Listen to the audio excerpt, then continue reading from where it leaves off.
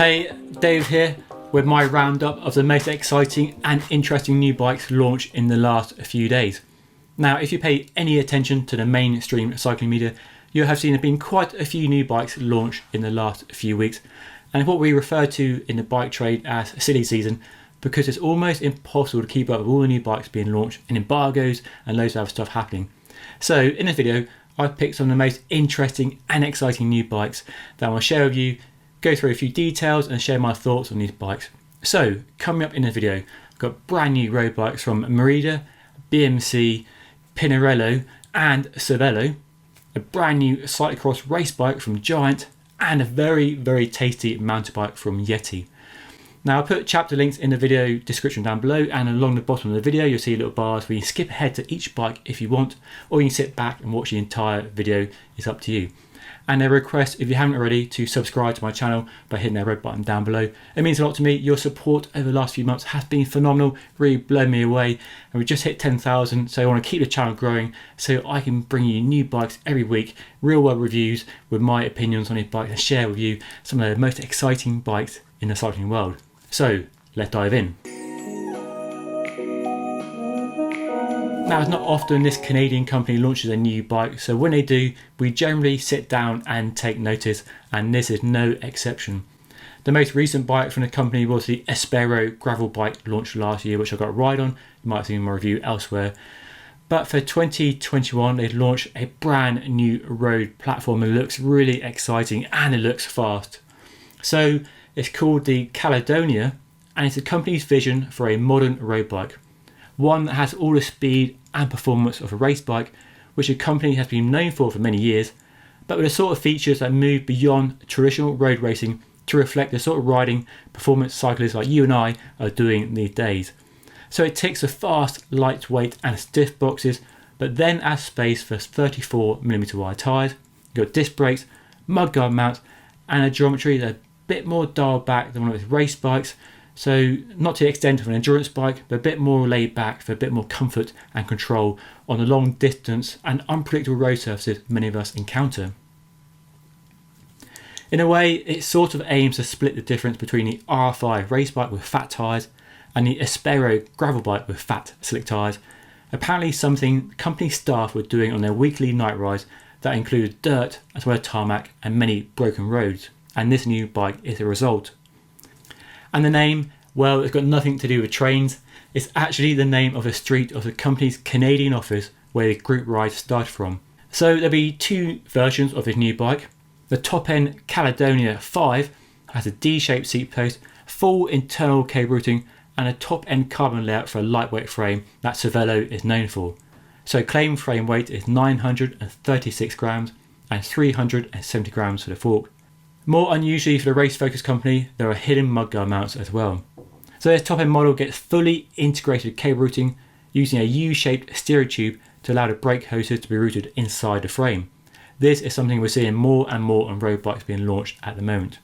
Stepping down to the regular Caledonia, it has a different carbon fibre layout but essentially the same frame shape, so the weight does increase to 1,031 grams and 432 grams for the fork. There's a regular round seat post and a normal handlebar and stem. So a bit more practical, a bit easier to live with, and a bit cheaper on the wallet as well. The geometry is pretty close to the company's R3 road race bike, dialed back a bit more but not as much as an endurance bike. They still have the C3 and C2 for full out endurance bikes. So race bike focus, yes, but a little bit dialed back, so a little bit softer perhaps. The head angle is slacker. The fork trail is the same with a 25mm wide tyre, but increases with a 30mm tyre. The bottom bracket is a touch lower to place you more in the bike than on top of it. So for prices, there can be 8 bikes in the range starting at £2,800 with a Shimano 105 group set, rising up to £9,700 if you want Shimano Dual Race and the brand new Reserve carbon wheels. Now Reserve is a brand launched by Santa Cruz, a mountain bike company. They launched their own carbon wheel range a few years ago, and because Santa Cruz and Cervelo are owned by the same parent company, it makes sense for them to use these new Reserve wheels, and they do look good. Wide aero profiles. I can't wait to get a closer look at the new wheels. Next up is a brand new BMC Teammachine SLR01. This bike's been around for 10 years, now in its 4th generation, and it's always been one of my favourite all-round high-performance race bikes. I've tested 2 generations in the past. I think the reviews on the interweb if you want to search for them. It's always given that nice blend of comfort and stiffness and great handling, and it's always been a distinctive looking bike. In the early days, really distinctive with mad lugs, softened over the years, but still a bike that manages to stand out in a marketplace where bikes are increasingly starting to look the same. What's changed on this latest version then? Well, we got the addition of aerodynamics to a frame that's previously only focused on being light, stiff and compliant. And BMC, if you didn't know, have been using its own advanced computer modelling software for many years to design bikes, so very high tech as you expect from a Swiss company. All the tube shapes then have been reshaped and reprofiled with a brand new down tube and fork and an updated D-shaped seat post. Like we've seen on the company's dedicated aero bike, there's a novel aero core bottle cage that puts a water bottle flush within the frame, so really nice attention to detail. The fork blades meanwhile are truncated and flatter at the back, and a brand new dropouts that better integrate the axle. Those changes account to a claimed 16% improvement at 45 km/h. Testing that was apparently done in a velodrome using an NTT Pro rider, so I'm not sure how that testing will translate to the real world, but we'll have to find out. There's a brand new handlebar and stem, a one-piece design which routes all the cables inside to minimise disruption of airflow. It's a really clean design. The system puts the brakes and cable hoses underneath the stem and inside the head tube alongside a specially shaped steering tube. It's a very, very clean looking setup. You can still adjust the height of the handlebar with aero-shaped spaces if you need, and the handlebar and stem is claimed to be a whopping 305 grams lighter than the old design, so that's very impressive, a lot of weight in a small component. It's a modular design with various stem lengths, and you can easily fit a bike computer as well. Comfort on the Teammachine was always an impressive asset, and they've improved it on the new model. They say the evolution of the carbon fibre layup has made a new bike more compliant than the old model, with more flex in the frame and the new seat post. And as with most new road bikes being launched at the moment, there's space for up to 30mm wide tyres, so really in line with where Giant and Specialized and other bike companies are going, with increased tyre clearance due to disc brakes on their road race bikes. And these are bikes that previously in the old days would max out at 25 if you were lucky. Oh, and sorry rim brake fans, there is no rim brake version of a new BMC Teammachine at all. Unlike the previous generation, which was offered in rim brake or disc brake variants, this new model is disc brakes only, and does reflect the trend in the bike market generally for disc brakes, and also all the pro riders that the company sponsors all using disc brakes as well. So if you want a Teammachine with rim brakes, I suggest buying one of the current models before they sell out.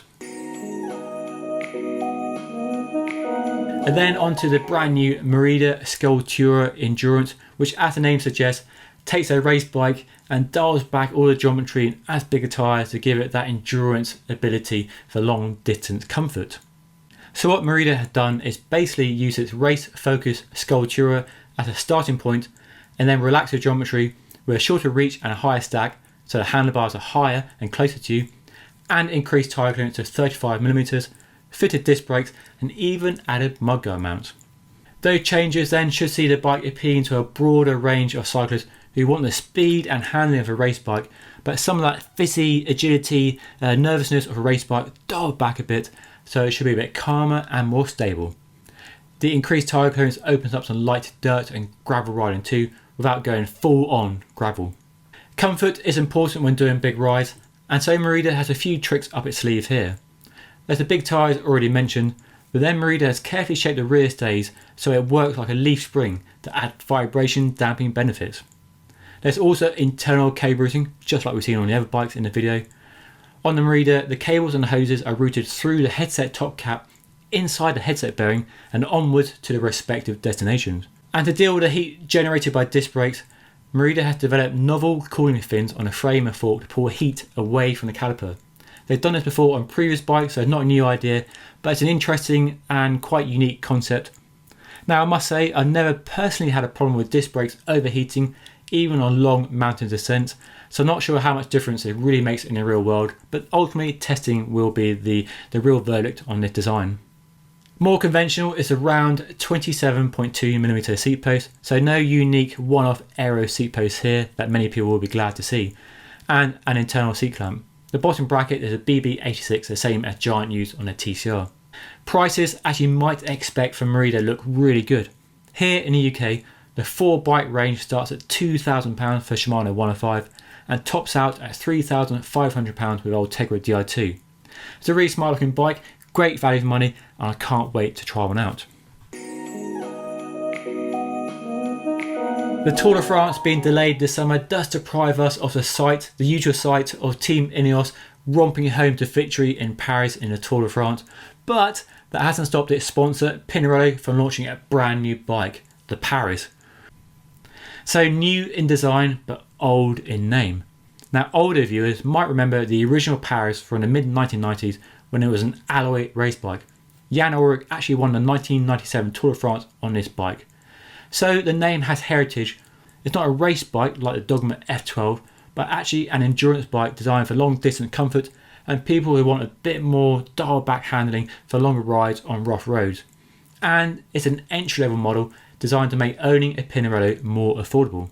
Okay, when I say entry level, it's not cheap and it's not the best value in the world as you expect from Pinarello, but if you can't afford a Dogma F12, this Paris might be the best way into owning a Pinarello.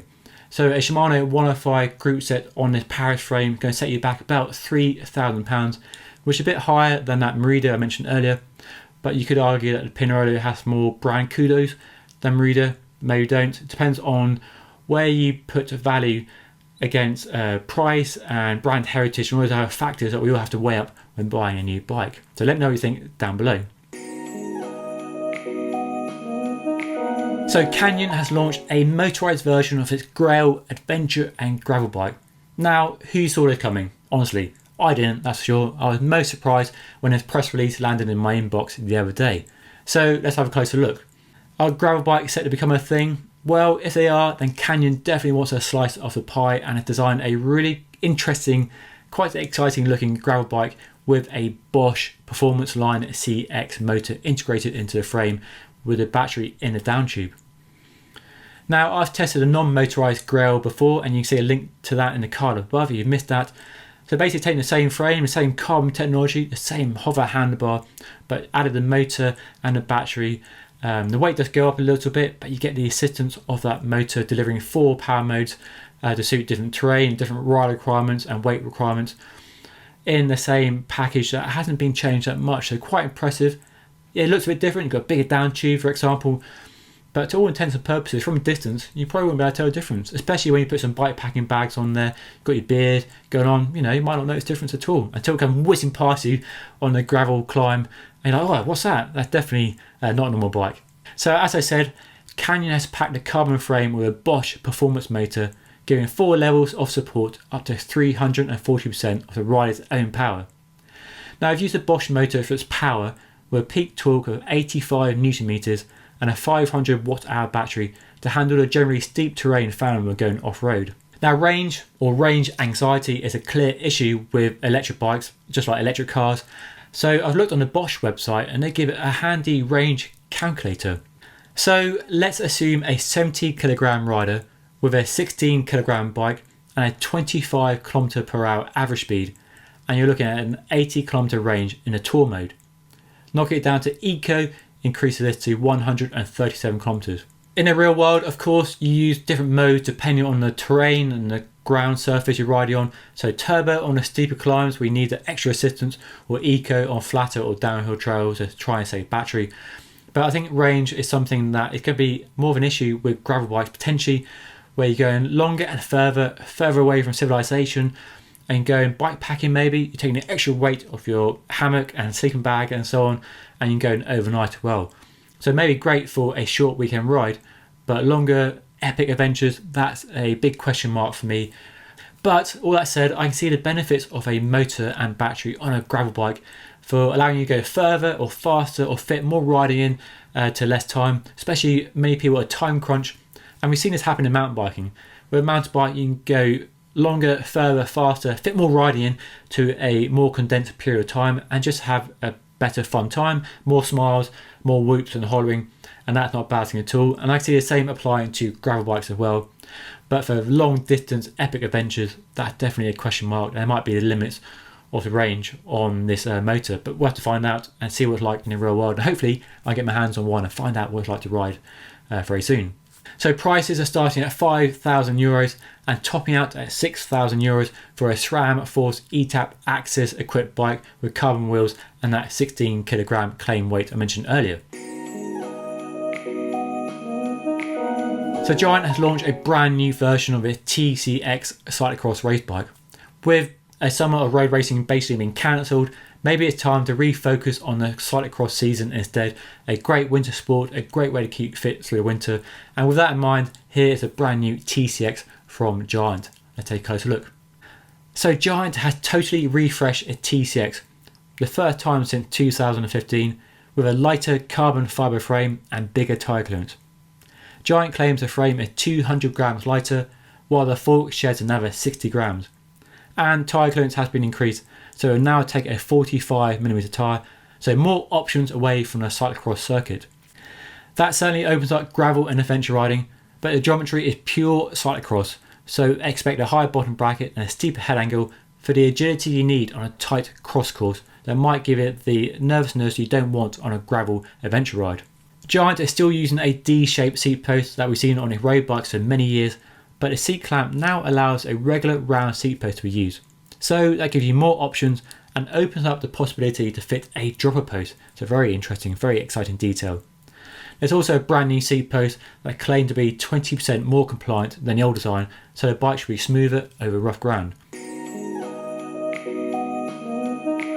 And finally, let's end this video with a stunning bike from Yeti. It's a brand new ARC 35th anniversary hardtail, a new bike to celebrate the company's 35th birthday. Now, older viewers might remember Yeti being an iconic leading light brand in the early days of mountain biking. The ARC was launched in 1991. Who remembers that? Let me know down below. And it was a bike at the time made from lightweight Eastern alloy that was lighter than most frames of the day. It was made for racing, as the picture shows. So with the new version, you have a full carbon fibre hardtail finished in a unique yellow and turquoise colour that only Yeti can really get away with. And all the parts are customised to match.